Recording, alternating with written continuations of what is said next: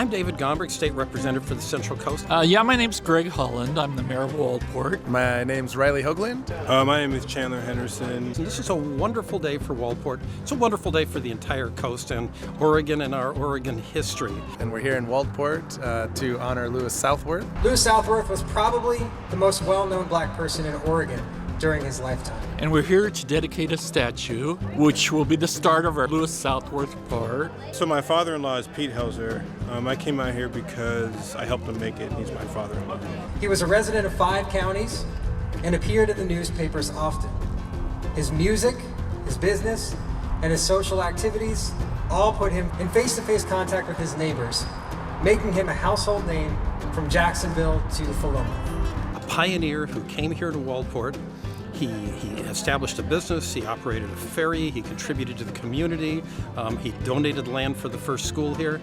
No doubt Louis Southworth was a remarkable individual, but his story is not an individual story. It is the story of every 19th century black American who made a life for themselves in Oregon in the face of legalized inequality. And it is the story of those who fought against that inequality because they recognized the goodness in those who were different from them. This is not just a celebration of Louis Southworth and his incredible story, but it's also a celebration of the life and career of artist Peter Helzer.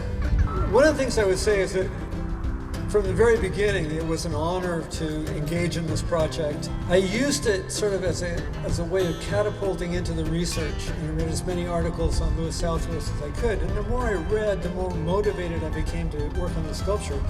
So it had that sort of positive feedback loop to it. 1, 2, 3.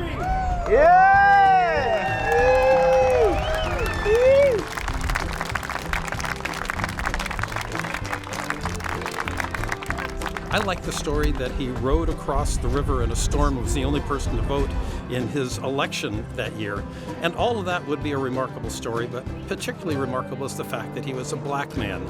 A black man that came to Oregon as a slave, raised money fiddling to pay for his own freedom, and then established himself here in the community and made a wonderful difference for everybody that came after him. I think it's such an inspiring story and well worth celebrating, and I'm so pleased that we're going to be erecting a statue here in his memory.